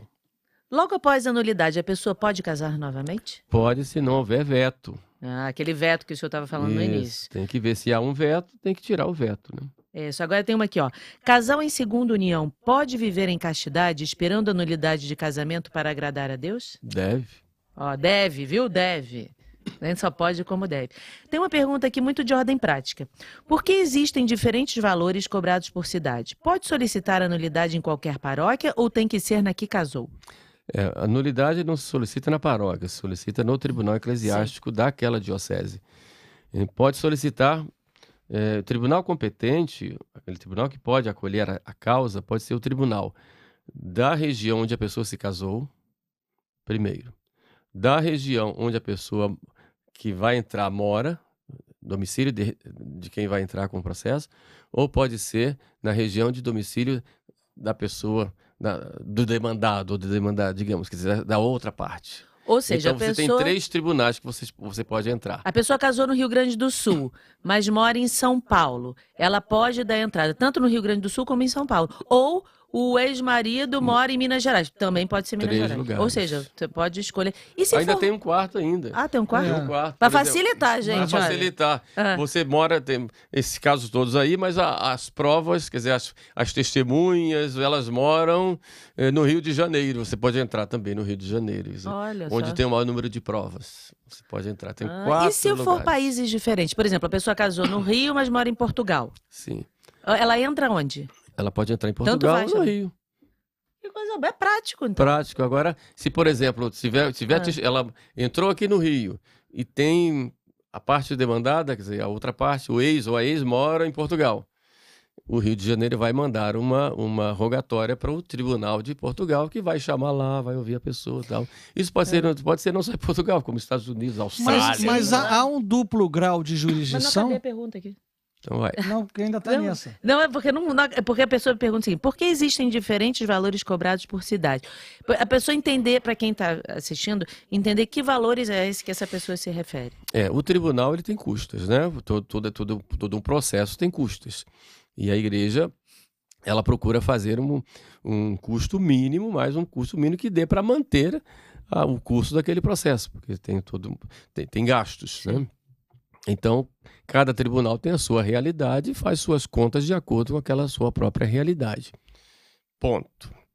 Se a pessoa não tem condição de pagar aquilo que o tribunal está cobrando, a pessoa pode pedir uma baixa de custos, desde que prove que não tem condição de pagar aquilo.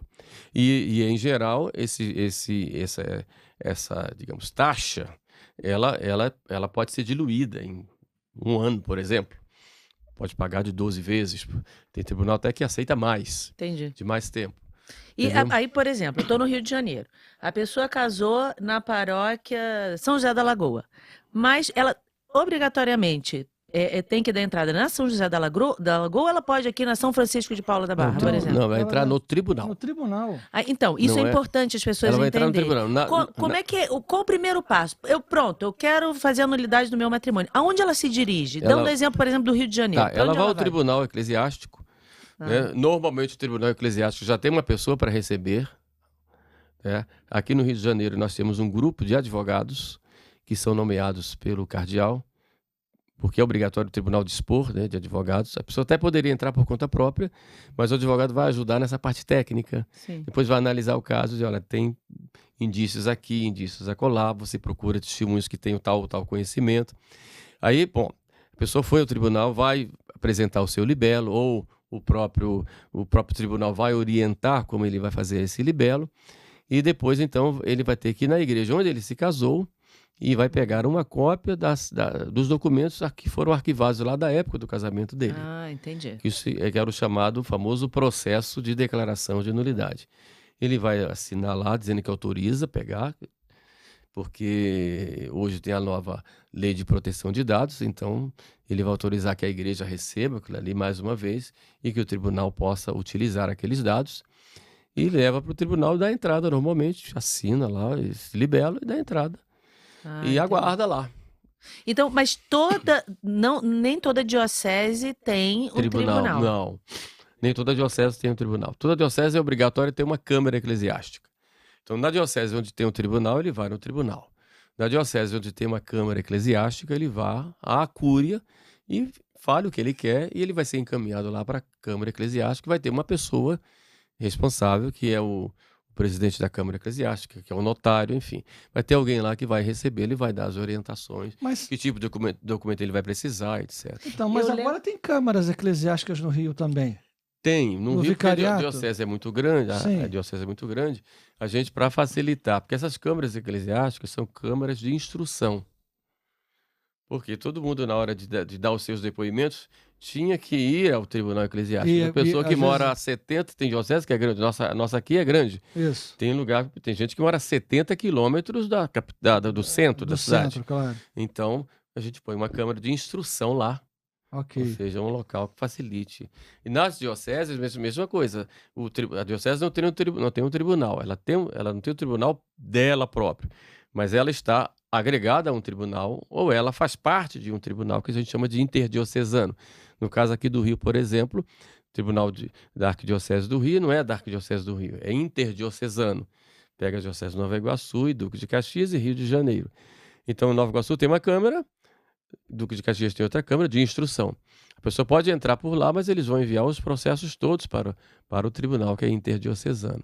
O tribunal vai cuidar de todo o processo, vai julgar, mas a instrução, as audiências vão ser feitas lá, próximo da pessoa mora. Eu vou dizer algo para o senhor. O que a gente tem levantado aqui na internet e com a propagação né, de tudo isso a respeito dessas causas de nulidade, da possibilidade de entrada com esse processo, é capaz que um tribunal desse comece a ter um volume já considerável que tem 2, 3, 4, 5 vezes mais, né? Bom, se alguém que está me ouvindo, me vendo, for daquela região sul-fluminense, eu vou estar à disposição para atender lá no sul do estado do Rio de Janeiro. Agora deixa eu fazer...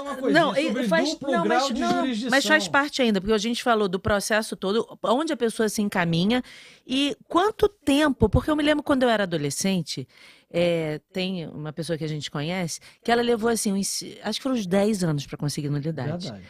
Hoje em dia a gente vê que a coisa mudou muito, né? Tá assim muito mais rápido, mas em média, quanto tempo leva? Um dos objetivos da reforma do Papa Francisco no processo de nulidade foi a celeridade, né? Quer dizer, normalmente, se um processo for bem instruído, leva 1 ano, 1 ano e meio no máximo. Ainda não é o ideal. O ideal é que seja 1 ano no máximo, segundo o próprio código, né? Mas a gente esbarra diante de algumas dificuldades. Por exemplo, se tem que fazer uma rogatória numa outra diocese, aí você fica dependendo do tribunal daquela diocese, chamar a pessoa lá. Então, tudo isso vai levando tempo. Mas se você corre no ritmo normal, né, você deveria levar 1 ano no máximo. O problema é que nós temos muita dificuldade com o pessoal para trabalhar nos processos. E isso termina acumulando. Sobretudo na hora do julgamento, na hora da instrução também. Isso acumula exatamente por causa disso. Ou seja, está faltando formação. Formação de gente de operadores do direito. De operadores do direito canônico, né? Exatamente. Agora... Pelo menos instrutores, né? Pessoas que possam ser auditoras, né? Que possam fazer as audiências, porque o âmago mesmo do processo está ali nos depoimentos. E a gente fica dependendo, né, da agenda desse pessoal que vai escutar, né? E, enfim. Agora, vamos dizer, dessa sentença declaratória, cabe recurso? Cabe. A quem? Na verdade, quando há um processo, há as partes, demandante e demandado, e há uma pessoa da igreja chamada de defensor do vínculo, que é o promotor de justiça, que é defensor e promotor em geral. Esse defensor do vínculo, ele é encarregado pela igreja de defender o bem público. O matrimônio é um bem público, defender a validade daquele matrimônio. Então, se houver alguma situação em que aquele matrimônio ele seja válido e o defensor do vínculo tiver essa plena certeza, ele pode, depois de emanada a sentença declaratória de nulidade, ele pode recorrer a um tribunal de segunda instância. Ou se uma das partes não estiver satisfeita com a sentença, deu uma sentença negativa, por exemplo, a pessoa não concorda, então pode recorrer a uma segunda instância. Cada tribunal tem a sua segunda instância determinada pela Santa Sé. A do Rio onde é? São Paulo. São Paulo? São Paulo. E nunca se recorre ao Papa? Terceira instância. Aí Mas vai também... a rota romana. Na verdade, ele pode recorrer. A rota romana é o Tribunal do Papa para essas causas de nulidade, né?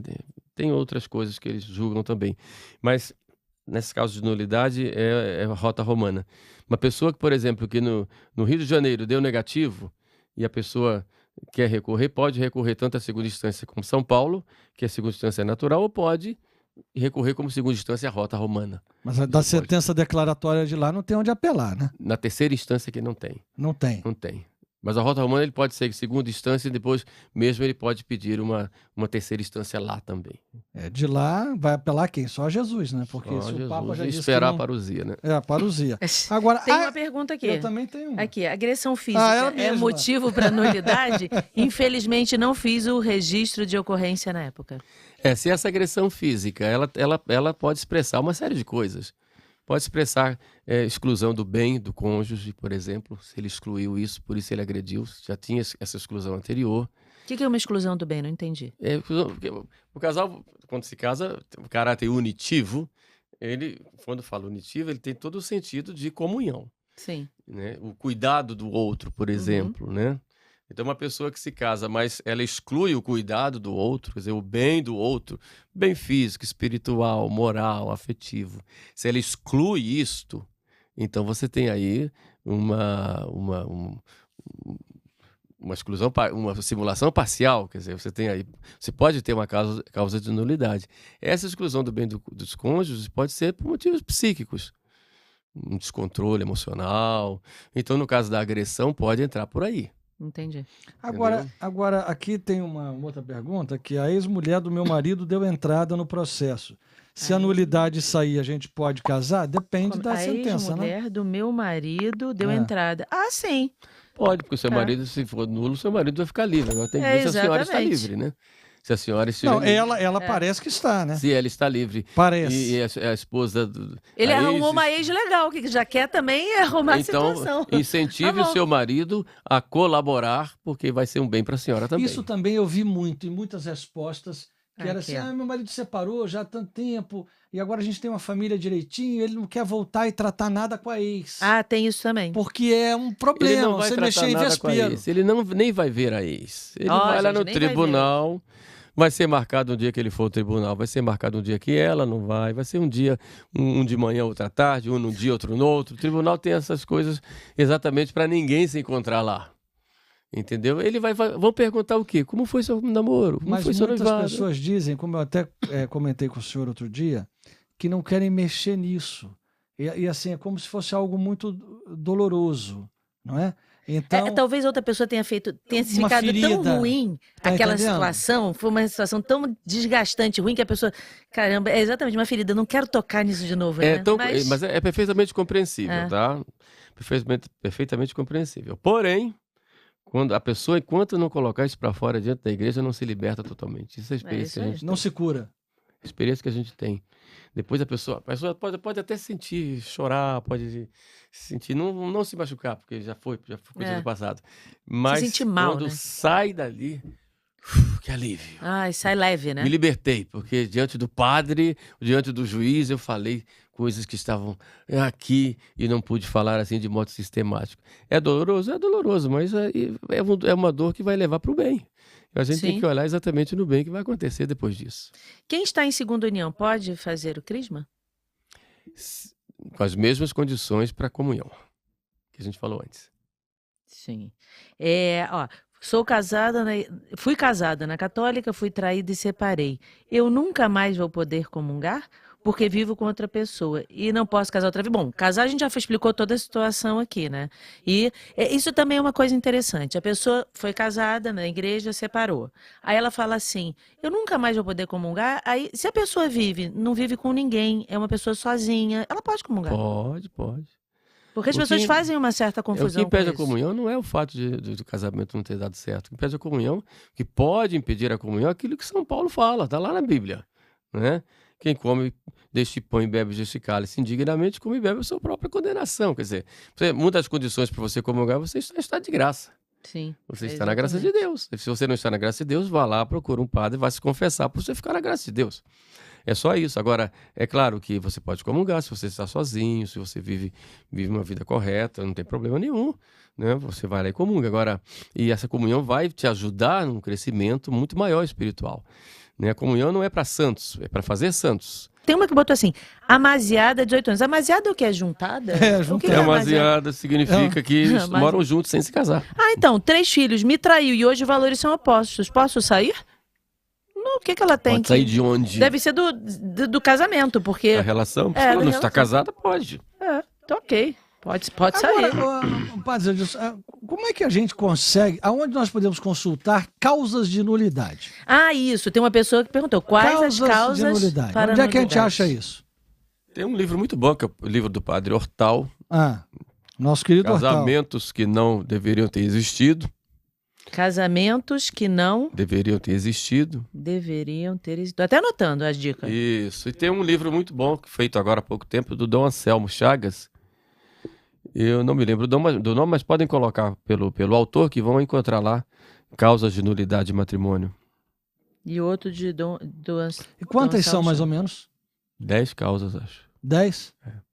10 primárias ou 10? 10 relativas ao consentimento. Mas aqui eu já falei várias. Sim, falou Falta várias. de discrição de juízo, que entrou lá em imaturidade e falta de liberdade interna. Depois, incapacidade de assumir as obrigações por motivo de causa psíquica. Falta do uso da razão, o exemplo lá do bêbado que casou aí. Dolo. Depois, coação externa.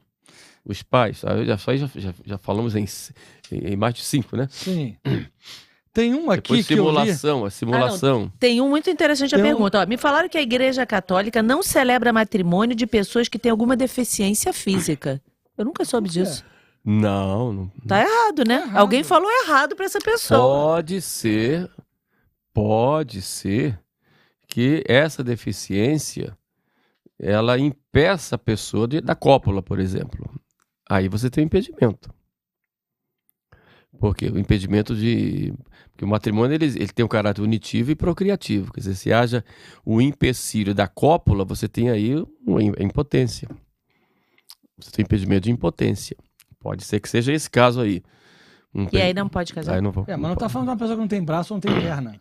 Sim, mas eu não sei qual é o problema. Às vezes a pessoa, sei lá, é uma pessoa que é cadeirante e, sei lá, não sei como é que incapaz de ter uma relação sexual. Isso a igreja pode impedir. Aqui tem uma pergunta. Um impedimento. É claro que o bispo vai analisar, mas isso pode ser causa de impedimento. Isso aí.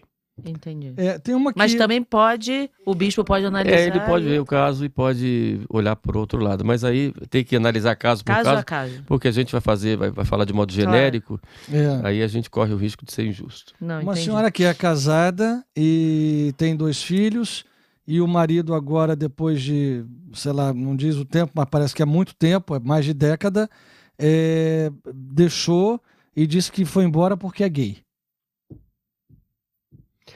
Olha, Bertaldo, isso não está tão incomum não, viu?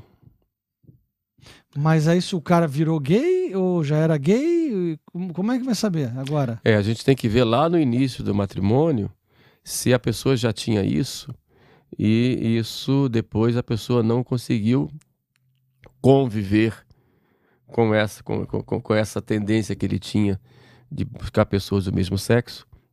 Se ele não conseguia, aí tem que analisar o caso, tem que ver se ele excluía a fidelidade lá atrás, tem que ver se ele tinha esse problema que a gente considera de ordem psíquica, se ele era algo que ele fez o casamento para tentar ver se resolvia e não resolveu. Quer dizer, a gente vai ter que ver o caso. É possível ter declaração de nulidade, sim. Mas tem que analisar. Mas isso o senhor tem visto muitos casos desses? Muitos não, mas estou dizendo, não é tão incomum. Não aparecia nunca. Vem pipocam aqui, pipocam outro ali. O problema também é o seguinte, que nem todos os casos... Os casos que chegam ao tribunal deve ser 0,000 alguma coisa do que tem em real na sociedade. Fique tranquilo com isso. Não tem... Isso aqui é uma amostra. Quando eu sempre estou falando a respeito dessa amostragem que nós fizemos no Desperta Povo Meu, quando você faz uma contagem no Brasil de eleição de presidente da República, você fala de ouvir 2.000 pessoas no Brasil. Nós ouvimos 13.000. Isso é muitas vezes o que é um negócio assustador. Nenhuma pesquisa vai mostrar assim. Mas com relação à questão do homossexualismo, né? Não é o fato da pessoa ter atração por pessoas do mesmo sexo em si que pode ser causa de nulidade. Em geral vai ser, porque a pessoa não vai conseguir conviver com a outra pessoa. Claro. Né? Vai ter séria dificuldade, ou vai ser quase que impossível ele se doar totalmente. Né? Ele vai ter, na prática, isso vai ser quase impossível, mas não é o fato que ela colocou aí, né? Ele é gay, e porque é gay, o matrimônio foi nulo. Ele foi embora para ficar com um homem. Se ele foi embora para ficar com outro homem, a gente vai analisar se quando ele se casou, se ele já tinha essa tendência. Se casou para encobrir. Pode ser, por exemplo. E se ele não tinha essa tendência e se descobriu lá, só descobri agora, depois? É isso, a gente vai analisar como uma perícia pode resolver isso. Por isso, nos tribunais, a gente tem sempre peritos psicológicos, ou psicólogos, ou psiquiatras, que vão analisar para ver se essa tendência já havia antes e isso poderia ser uma causa de nulidade. Ele prometeu algo que ele não podia cumprir. E se apareceu depois, então lascou. Uma coisa é aparecer depois, outra coisa é existir latente. Eu tô achando isso. Eu acho que. E acho que a pessoa também, depois que ela fala com a própria esposa, com os filhos, olha, eu vou embora porque eu gosto de um outro homem também. Eu acho que ele vai usar de honestidade. Há casos e casos. Às vezes usa, às vezes não, né? Não? Depende. É verdade. O ser humano é muito complicado. Depende da índole da pessoa. É verdade. Questão mais de índole, né? Mas eu fiquei consternado com essa senhora, coitada, porque além dela perder o marido, né? Agora, imagina, ela não poder mais casar por uma coisa assim. Não, mas ela pode entrar com processo de declaração de nulidade. É indício muito, muito, muito claro de que pode ter sido nulo o matrimônio dela. Claro. Ela diz quanto tempo ela viveu? Há uns 20 anos. Bastante tempo, hein? Quer dizer, nessa história de 20 anos, muita coisa acontece que numa pergunta ela não vai colocar. Claro, não dá tempo. Com certeza. Só num processo que a gente vai descobrir. Né? Olha, nossa conversa aqui é longa, viu? Mas... Com certeza. E só assim que eu vejo muito também, pessoas casando ou porque assim, eu vou casar na igreja porque é bonito, é tradicional, da tradição, bota o vestido branco, os convidados. Mas assim, não tem nem noção da responsabilidade daquilo do que está sendo feito. Depois amadurece um pouco e tudo, acaba separando e fala assim, eu não tinha noção do que eu estava fazendo ali. Eu fiz como um ato de tradição, para agradar a família, porque eu acho bonito, eu vejo nos filmes, né? Isso é um motivo? É necessária aquela maturidade mínima de que eu falei no início. Isso entra lá na maturidade mínima no dar e receber. Existem certas coisas, né, certas virtudes mínimas necessárias que a pessoa só vai praticar vivendo com outra. Então é aí que você vai ver que a sua capacidade de dar e receber. Na verdade, o maior inimigo do casamento chama-se egoísmo. Né? Você não é capaz de se abrir ao outro para se doar e se abrir também para receber. É verdade. Porque às vezes a pessoa quer carregar o casamento nas costas sozinha. Só dá. Peraí, mas é dar e receber. E tem que ter uma comunhão de vida. Eu me dou para você, eu te recebo totalmente por toda a vida. Padre, duas questões só ainda. Uma, eu me lembro agora de 2 casos, quer dizer, que ouvi falar. Por exemplo, despedida de solteiro é causa de nulidade? Depende do que essa pessoa... Despedida de solteiro, que eu diga, é farra mesmo. Né? Ou seja, despedida que depois de solteiro, aí descobre. A mulher vai para não sei onde, o marido vai para o namorado para não sei onde, e aí tem lá não sei quantas mulheres também com os amigos, ela com quantos homens com os amigos, com as amigas, e aí... Isso é mais uma questão moral, né? Na verdade, o que vai ser causa de nulidade ou não, nesse caso aí, é se a pessoa já exclui a fidelidade antes de se casar. Na hora do meu sim lá, como eu estava o meu consentimento. Entende? O problema anterior é um problema moral. Agora, se a pessoa, por exemplo, vai com outra pessoa antes e quer continuar indo depois, aí você tem uma causa de nulidade. Um caso concreto que eu também tive notícia, de um casamento que ia ser celebrado, vamos dizer, sei lá, meio-dia.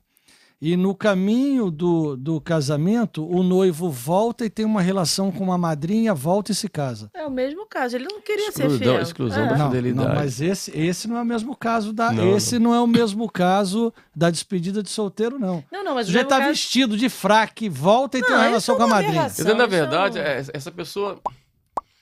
Eu fico me perguntando se ela tinha maturidade mínima para assumir uma vida matrimonial. Quer dizer, nenhuma, né? Só o desrespeito a outra pessoa exatamente. E a ele próprio, isso aí demonstra que essa pessoa não devia se casar. Não tem condição. E quem se casa e ainda leva a amante pro... peraí. Aí de mel. Exclusão da fidelidade. Eu já vi casos assim, já vi casos que a amante foi convidada para ser madrinha. O amante foi convidado pelo noivo para ser padrinho. O amante... Quer dizer, pode acontecer isso. Quer dizer, é o absurdo dos absurdos, mas a nossa sociedade tão corrompida pode levar pessoas a ter essa ideia. Para vocês verem qual é a ideia que se tem de casamento, né? É isso aí. A ideia que se tem de matrimônio. É um assunto que é muito denso. O fato foi ótimo porque já deu um panorama, já tirou aquele véu assim dos olhos e cada caso é um caso. Sim, sem dúvida. Então, você que está assistindo, você está vivendo essa situação, você precisa dar os passos que a gente falou aqui, procurar o tribunal eclesiástico, vai ser visto o seu caso, porque vai ver o que aconteceu lá no namoro, na sua criação dele ou dela, enfim, como é que foi isso, como é que se deu, e cada caso é um caso. Então, muitas vezes a pessoa está ali sofrendo e tem um motivo de nulidade. Então, ou seja, procure. O podcast vai inundar os tribunais da vida por aí. E depois a igreja é mãe. A igreja é mãe, está para acolher a todos. Naqueles casos em que se pode resolver, a igreja vai resolver. Agora, aqueles casos, de qualquer forma, a igreja sempre vai dar a solução. A pessoa nunca vai ficar sem solução diante da igreja. Algumas vezes a solução vai exigir renúncias. É verdade. Em outras vezes, menos renúncias. Verdade. Né? Mas a gente tem que olhar um bem maior, tem que ter uma visão sobrenatural de tudo isso. A gente falou aqui de tantos casos do ponto de vista jurídico, né, e pastoral, mas temos que ter uma visão sobrenatural de tudo, né? É verdade. O que é que Deus quer de nós, né? O que é que nós buscamos? É a nossa santificação e a salvação da nossa alma. Isso é o principal. Então, se eu quero comungar, porque eu quero me santificar e quero salvar minha alma, né? Mas a comunhão não vai ser uma coroa para a salvação. Simplesmente ela vai me proporcionar, me dar os mesmos, que eu vou ter o próprio Cristo ali que vai me conduzir. Não é? Então tem que ter essa visão sobrenatural de tudo isso. Senão não é uma visão de papel. Com certeza. É isso aí. Então tem que olhar tudo isso porque essas perguntas que fizeram, ótimas, mostram pessoas que estão preocupadas com o principal, que é a sua salvação e a sua santificação. Então esse é o fim. O que tem antes são os meios, processo, confissão, enfim, a própria participação na vida da igreja são meios que levam ao fim principal, que é a santificação aqui na terra e a salvação da alma. Então, quando se vai entrar com um processo, vai com esse objetivo. Não é porque eu quero comungar só, também, mas não só por isso, porque eu quero a salvação da minha alma, quero estar bem com Deus. E se eu estou numa vida que está ofendendo a Deus, eu tenho que pensar 2 vezes, porque eu posso me perder. E também dizer o seguinte, a pessoa que está numa segunda união e não tem motivo de nulidade, a pessoa sabe, tem gente que fala, eu sei que eu não tenho motivo de nulidade. Não tem, ok, eu estou numa segunda união. Dizer que a igreja não rechaça essas pessoas. Não. Não é que a igreja, vocês estão condenados por mármore do inferno. Não é isso. Não pode se achar... É importante, não pode se achar, eu estou condenado, eu não tenho mais jeito. Não faça isso, né? Exatamente. Procure ter uma vida de oração, isso. Uma vida de muita caridade, né? E procure entregar-se nas mãos de Deus e reze, peça a Deus, Senhor, eu sei que está muito difícil, tomar uma decisão aqui para mim é difícil, quase que impossível do ponto de vista humano, mas eu sei que com a tua graça eu vou vencer tudo. E pronto, e deixa Deus agir. E saber também que se a pessoa está nessa situação, ela não pode comungar. Não, se está numa vida... Exatamente. Se está em estado de pecado mortal, eu prefiro usar mais essa expressão. Okay. Você não pode comungar, você tem que buscar o sacramento da confissão para você realmente ter o perdão. Mas a pessoa que vive, né, com outra, ela não pode confessar. Nesse sentido, não pode receber absolvição. Absolvição. E não pode comungar, isso sim. Agora a pessoa pode fazer a comunhão espiritual, né? Na hora da Adoração comunhão, Santíssimo, pode rezar o ficar ali com terço, o Jesus e ofício. tal. Conversa com o nosso Senhor, E pede pode a Ele. santificar o domingo, né? E a missa. Deve santificar, deve cumprir todos os mandamentos da lei de Deus. Se ela tem dificuldade nesse, que é um dos 2 mandamentos, mas ela deve cumprir os outros. Isso sem dúvida. E Deus vai dar a graça dela resolver isso aí. Tá vendo só? Muito bem. Bom, é isso aí, tudo com oração, né? A gente vai Nós vamos caminhando. voltar a conversar muito ainda com o padre Zé Edilson. Ele vai muito participar bom. conosco, né, do nosso plano de Deus para a sua vida. Ó, Se Deus já quiser, pensou o que senhor maravilha? vai estar conosco Vai aí nesse ajudar grande muita projeto gente. de evangelização. Estarei à disposição sempre que convocado e tiver agenda, né? Mas antes de terminar, A gente pedir vem. a bênção pra gente, toda a equipe aqui, e para as pessoas que estão assistindo. Tá muito também. bem. Por imposição de minha mão sacerdotal, por intercessão de Nossa Senhora do Rosário de Fátima, desça sobre vós e vossas famílias a bênção e a paz de Deus Todo-Poderoso, do Pai, do Filho e do Espírito Santo, e permaneça convosco para sempre. Amém. Amém. Gente, olha, muito bom, muito obrigada, padre. Foi assim uma alegria. A gente estava esperando o senhor aqui, ó, Há há muito bastante tempo. tempo. A gente falou com Nossa Senhora, dá um jeito, traz o padre Zé Edilson aqui pra gente. E ela deu. Tá vendo bom. só? Nossa Senhora é muito boa. Obrigado. E vocês gostaram, compartilhe o podcast para que outras pessoas possam saber. Dê o like, se inscreva no canal, que é importante. Assim a gente vai chamando outras pessoas para verem esses conteúdos tão bons que a gente traz aqui, tá bom? Beijo grande. Tchau, gente. Tchau. Valeu.